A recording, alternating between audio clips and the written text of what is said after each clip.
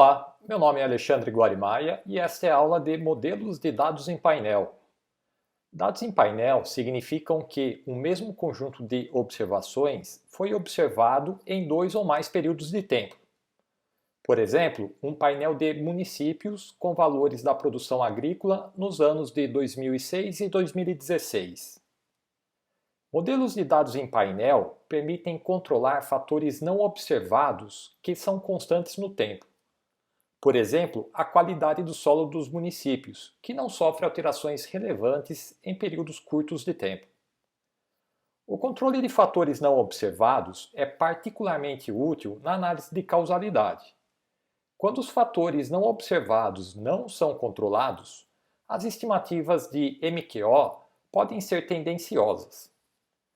Há duas estratégias principais para controlar efeitos não observados em modelos de dados em painel: estimadores de efeitos fixos e estimadores de efeitos aleatórios. Cada uma apresenta suas vantagens e desvantagens, como será abordado nesta aula. Em uma amostra de dados em painel, um conjunto de unidades de corte transversal é observado em dois ou mais períodos de tempo. Por exemplo, dados anuais para a produção agrícola de um conjunto de municípios. Há diferentes tipos de dados em painel. Um painel balanceado é aquele em que uma amostra de corte transversal, com N observações, se repete integralmente em T períodos de tempo. O tamanho de minha amostra seria então igual a N vezes T. Eu posso também ter perdas de algumas unidades de corte transversal ao longo do tempo. Nesse caso, eu teria um painel desbalanceado. Quando o período de coleta das informações é longo, é comum substituir algumas unidades de corte transversal ao longo do tempo. Por exemplo, cada unidade de corte transversal pode permanecer no painel por 4 períodos consecutivos e, em seguida, ser substituída por uma nova unidade. Nesse caso, eu teria um painel rotativo. Eu posso também ter combinações dos tipos anteriores. Por exemplo, em um painel dividido, apenas uma parcela das unidades de corte transversal se repete no tempo. A outra parcela seria composta por unidades selecionadas aleatoriamente em cada período. Todos esses tipos de painel permitem, com uma ou outra limitação, controlar os efeitos de fatores não observados que são constantes no tempo, como será abordado nesta aula. Antes de eu apresentar os estimadores para modelos de dados em painel, é importante compreender o uso de variáveis binárias em modelos de regressão. Detalhes podem ser encontrados no vídeo para variáveis binárias. Suponha que eu tenho uma amostra com informações repetidas de 3 municípios, A, B e C. Eu desejo analisar a relação entre precipitação X e produção agrícola Y. Eu posso também incluir binárias no modelo de regressão, representando os municípios. O objetivo seria captar diferenças de produção Y entre os municípios que não são explicadas pela precipitação X. Para eu representar 3 municípios em um modelo de regressão, eu preciso de apenas 2 variáveis binárias. Um dos municípios será a referência de análise. Por exemplo, eu crio a binária D1, que assume 1 para o município A e 0 para os demais, e a binária D2, que assume 1 para o município B e 0 para os demais. O município C seria a categoria de referência, quando ambas as variáveis binárias, D1 e D2, assumem o valor 0. A relação entre o valor esperado de Y e X para a categoria de referência, o município C, será representada pela reta verde e expressa pela função α mais beta1 vezes x. A relação para o município B, quando a binária D2 assume o valor 1, será representada pela reta laranja e expressa pela função α mais beta3 mais beta1x. Ou seja, eu acrescento beta3 unidades ao intercepto da função para o município C. Isso significa que, independente da precipitação X, o valor esperado da produção agrícola no município B seria beta3 unidades superior ou inferior, se o beta3 for negativo, ao do município C, a categoria de referência. De maneira análoga, a relação para o município A, quando a binária D1 assume o valor 1, será representada pela reta vermelha e expressa pela função α mais beta2 mais beta1x. Em outras palavras, independente da precipitação x, o valor esperado da produção agrícola no município A seria beta 2 unidades superior ou inferior se o beta 2 for negativo ao do município C, a categoria de referência. Ao adicionar as binárias no modelo de regressão, eu também consigo estimar o efeito isolado da precipitação sobre a produção Y. Efeito isolado significa estimar a relação entre y e x, mantendo-se constantes os demais fatores. Seria como analisar a relação entre a precipitação x e a produção y dentro de cada município. E o coeficiente beta1 representaria a média dos efeitos observados em cada município. Agora eu demonstrarei como as binárias podem controlar vieses de omissão de variáveis não observadas. Suponha que a produção agrícola y seja uma função da precipitação P e da qualidade do solo Q. A amostra possui 6 observações, 2 propriedades com qualidade do solo igual a 2, em vermelho, 2 propriedades com qualidade do solo igual a 4, em amarelo, e 2 propriedades com qualidade do solo igual a 6, em verde.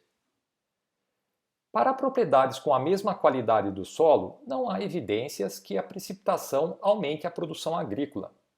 Por exemplo, para as propriedades com qualidade do solo igual a 2, o grupo vermelho, variações positivas na precipitação, de 2 para 4, estariam associadas a variações positivas na produção, de 2.000 para 2.200. Mas essas evidências não se sustentam para os grupos de qualidade do solo igual a 4 ou 6.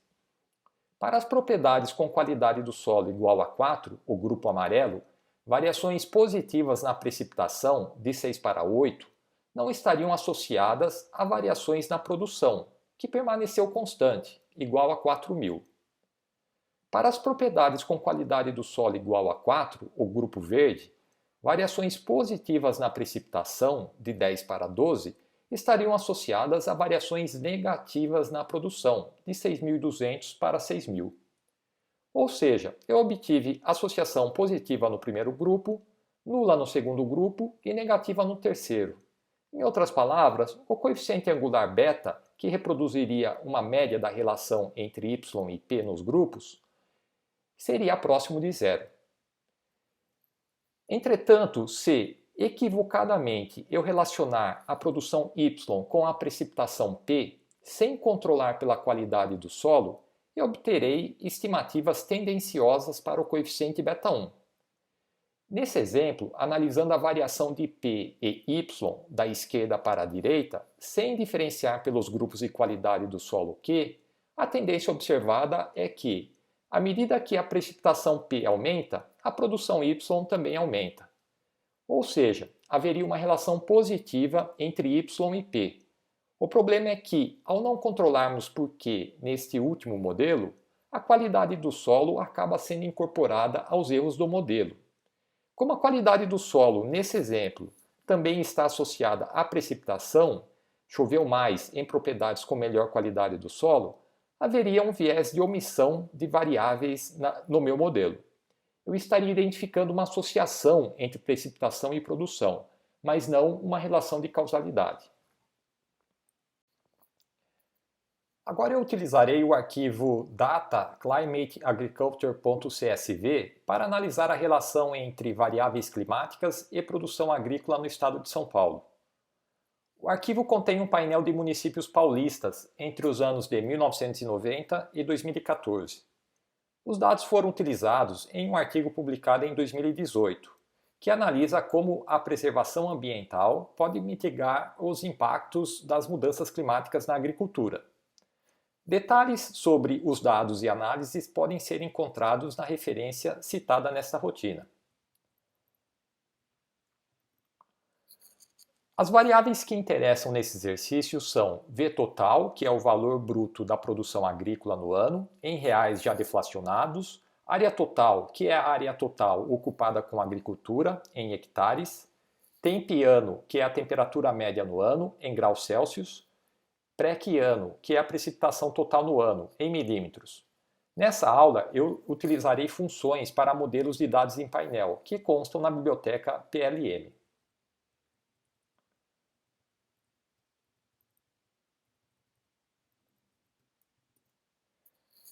Primeiro, eu utilizarei o painel de municípios para ajustar um modelo de dados empilhados, ou seja, ignorando diferenças entre os municípios e ou períodos. Em outras palavras, eu uso a função LM para ajustar um modelo para o log da produção como uma função da temperatura e da precipitação, controlando apenas pelo log da área total. As estimativas sugerem que, por exemplo, que o aumento da temperatura média tem um impacto negativo e significativo na produção, enquanto que o aumento da precipitação teria um impacto positivo e significativo a 10% sobre a produção agrícola. Eu posso também ajustar o mesmo modelo usando a função PLM, específica para dados em painel. Basta eu especificar o parâmetro model igual a pooling. A função PLM exige que eu especifique a estrutura do painel, ou seja, qual a variável que identifica os municípios e qual a variável que identifica os períodos. No caso, seriam as variáveis Munic e ano. As estimativas são idênticas àquelas obtidas pela função LM. Uma limitação dessas estimativas, que não controlam variações entre os municípios ou anos, é que eu ignoro fatores não observados que podem estar associados aos municípios. Por exemplo, qualidade do solo. Caso, por exemplo, a precipitação seja historicamente superior nos municípios com melhor qualidade do solo, eu posso enganosamente assumir que variações positivas na chuva implicariam em variações positivas na produção agrícola. Em uma análise de dados em painel, fatores não observados que são constantes no tempo podem ser controlados por variáveis binárias. Por exemplo, seja o modelo para a produção agrícola y como uma função da precipitação P e da qualidade do solo Q. Mantendo-se constante a qualidade do solo, a relação entre precipitação P e produção y é praticamente nula. Em outras palavras, se eu analisar isoladamente os grupos de propriedade com a mesma qualidade do solo, não haveria evidências que variações positivas na precipitação P impliquem em variações positivas ou negativas na produção Y. O problema é se eu não observo os valores da qualidade do solo Q. Se eu simplesmente aplicar MQO para estimar a relação entre produção Y e precipitação P, a estimativa pode ser tendenciosa. Dados em painel oferecem uma solução intuitiva para esse problema. Suponha que eu observe a mesma propriedade I igual a 1 em dois períodos de tempo, t igual a 0 e t igual a 1.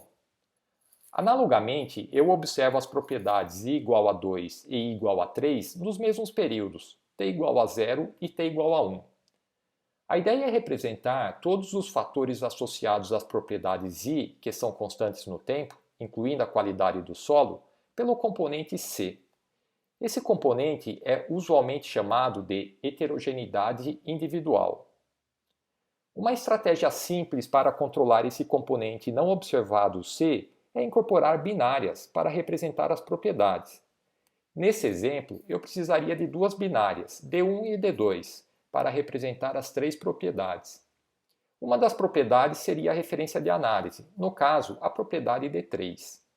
Na prática, os coeficientes associados às binárias possuem pouca utilidade analítica. O objetivo é simplesmente controlar os efeitos de fatores não observados associados às propriedades para obter estimativas não tendenciosas da relação entre produção e precipitação. Ou seja, eu desejo verificar o que aconteceria com a produção agrícola dentro de um mesmo município caso haja uma variação da precipitação. De maneira geral, um modelo de dados em painel permite controlar fatores não observados que são constantes no tempo. Esse fator é representado pelo componente C, também denominado de efeito individual ou heterogeneidade individual.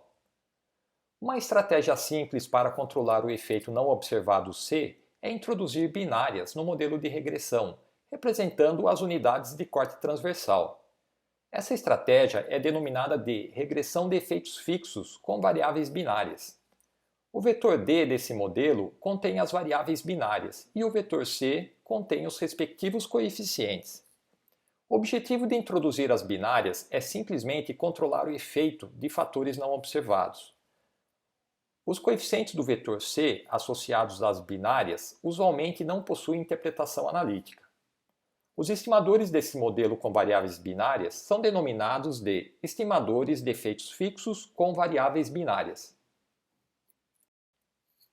Agora eu ajustarei um modelo de efeitos fixos com variáveis binárias para analisar a relação entre variáveis climáticas e produção agrícola no estado de São Paulo. Os estimadores de efeitos fixos com variáveis binárias podem ser obtidos com a própria função LM. Basta acrescentar a função factor para a variável que identifica os municípios na base de dados, a variável Munic. Essa função acrescentará automaticamente uma binária para cada município, adotando o município como referência de análise. A principal limitação dessa análise é o fato de introduzir artificialmente muitas binárias em meu modelo. O problema se agrava à medida que eu tenha muitas unidades de corte transversal.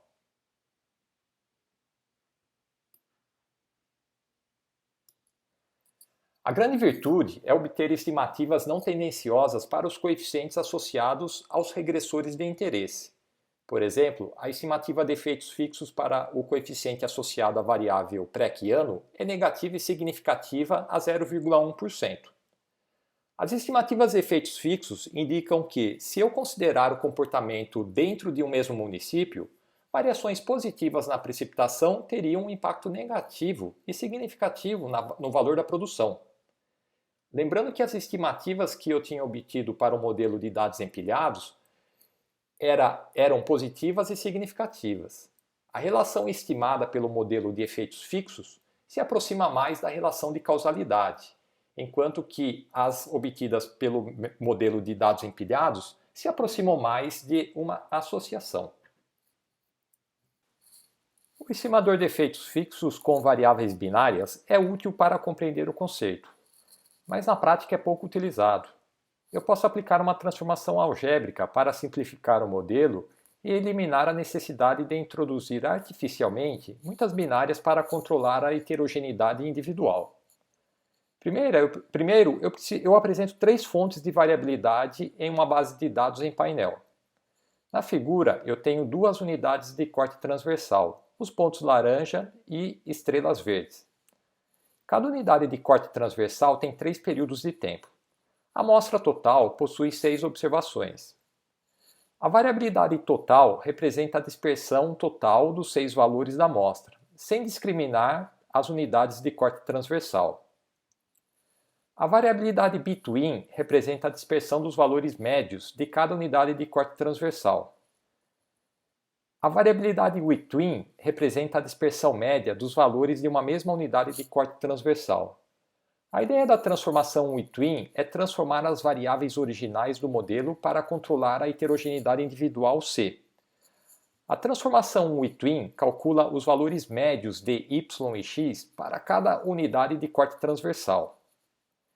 Em seguida, eu transformo as variáveis do modelo original, subtraindo os valores observados de y e x pelas respectivas médias das unidades de corte transversal. Essa transformação algébrica eliminará a heterogeneidade individual C, sem modificar o vetor de coeficientes beta, que é o interesse central de minha análise. Essa estratégia de análise é denominada transformação between. Os estimadores desse modelo são denominados de estimadores de efeitos fixos com transformação between. As estimativas serão idênticas às de efeitos fixos com variáveis binárias. A grande virtude é não necessitar incluir um grande número de variáveis binárias em meu modelo de regressão. Para obter as estimativas de efeitos fixos com transformação between no R, eu utilizo a função PLM com o parâmetro model igual between. Lembrando que a função PLM também exige a especificação das variáveis que definem as unidades de corte transversal e os períodos, no caso, as variáveis Munique e ano. As estimativas dos coeficientes associados às variáveis de interesse, log da área, temperatura e precipitação, são idênticas àquelas obtidas pelos estimadores de efeitos fixos com variáveis binárias. A grande vantagem da transformação Within é não precisar inserir um grande número de binárias em meu modelo de regressão. Seja um modelo de dados em painel com a heterogeneidade individual representada por C. Por exemplo, a variável dependente seria a renda do trabalho e o regressor x a taxa de desemprego. A heterogeneidade individual representaria fatores não observados que são constantes no tempo. Por exemplo, o desenvolvimento econômico de uma região, que possui pouca variabilidade em períodos curtos de tempo. Há dois tipos de estimadores de efeitos fixos que podem ser utilizados para controlar o fator C. O estimador de efeitos fixos com variáveis binárias e a transformação Within. As estimativas das duas estratégias se equivalem. A grande vantagem do estimador de efeitos fixos é controlar o viés de omissão, ou seja, eu me aproximo da relação de causa e efeito entre y e x. Mas o estimador de efeitos fixos também possui limitações. Primeiro, esse estimador consome muitos graus de liberdade. Cada binária para uma unidade de corte transversal consome 1 grau de liberdade da amostra. Como resultado, o estimador tende a ser ineficiente e eu posso ter dificuldades para rejeitar as hipóteses nulas nas inferências para os coeficientes. A segunda limitação é que o estimador de efeitos fixos não permite utilizar regressores que sejam constantes no tempo. Na relação entre renda e desemprego, por exemplo, eu não poderia incluir uma variável para o número de regiões metropolitanas na região. Uma alternativa ao estimador de efeitos fixos é o estimador de efeitos aleatórios. O estimador de efeitos aleatórios assume que o componente não observado C represente variações aleatórias do intercepto. Por exemplo, seja o modelo de dados em painel para a renda do trabalho como uma função da taxa de desemprego. Meu painel contém informações anuais das 5 regiões mais o Distrito Federal. A figura à esquerda representa a dispersão das observações. Eu adiciono a heterogeneidade individual C ao modelo para controlar fatores não observados. O estimador de efeitos fixos assume que esse componente C seja um parâmetro fixo que pode ser controlado usando variáveis binárias ou a transformação Within. O estimador de efeitos aleatórios assume que o componente C seja uma variável aleatória, representando variações aleatórias do intercepto. A partir dessas variações aleatórias do intercepto para cada região, eu conseguiria observar a relação entre renda e desemprego dentro de cada região. Eu posso então decompor o erro W do modelo por dois componentes. A variável aleatória C, representando variações aleatórias do intercepto para as unidades de corte transversal, e o erro idiosincrático E, que seria independente das unidades de corte transversal e dos períodos. De maneira geral, o estimador de efeitos aleatórios considera que o erro de um modelo de dados em painel seja composto por dois componentes. O componente C representa variações aleatórias entre as unidades de corte transversal. O erro idiosincrático E representa variações aleatórias que não estão associadas às unidades de corte transversal ou aos períodos. Estimadores de efeitos aleatórios podem ser obtidos por dois métodos principais: mínimos quadrados generalizados e máxima verossimilhança. Para obter estimativas de efeitos aleatórios no R, eu utilizo a função PLM com o parâmetro model igual a random. Assim como as estimativas de efeitos fixos, as estimativas de efeitos aleatórios também sugerem que variações positivas na precipitação implicariam em variações negativas no valor da produção agropecuária de São Paulo. A princípio, tanto os estimadores de efeitos fixos quanto os de efeitos aleatórios considerariam a heterogeneidade individual. A dúvida que resta agora é qual das duas estimativas eu devo considerar: a defeitos fixos ou a defeitos aleatórios? Há três fatores que eu devo considerar antes de optar pelos estimadores de efeitos fixos ou aleatórios. Primeiro, os graus de liberdade. O estimador de efeitos fixos consome muitos graus de liberdade, o que pode dificultar a rejeição da hipótese nula na inferência para os coeficientes. Nesse caso, quando a amostra possui poucas observações, o estimador de efeitos aleatórios pode ser a melhor opção. O segundo fator é a variabilidade do regressor. O estimador de efeitos fixos não permite incluir regressores que sejam constantes no tempo para a mesma unidade de corte transversal. Por exemplo, o bioma que prevalece em cada município. Caso esse regressor seja o interesse central da análise, o estimador de efeitos aleatórios pode novamente ser a melhor opção. O terceiro fator, talvez o mais importante, é a relação da heterogeneidade individual C com os regressores X. O estimador de efeitos fixos permite a correlação do fator não observado com o regressor X. Por sua vez, o estimador de efeitos aleatórios assume que essa correlação seja zero. Por exemplo, a qualidade do solo, que faria parte da heterogeneidade individual não observada no exemplo anterior, pode estar associada à precipitação. Nesse caso, o estimador de efeitos fixos seria a melhor opção. O estimador de efeitos aleatórios poderia ser tendencioso.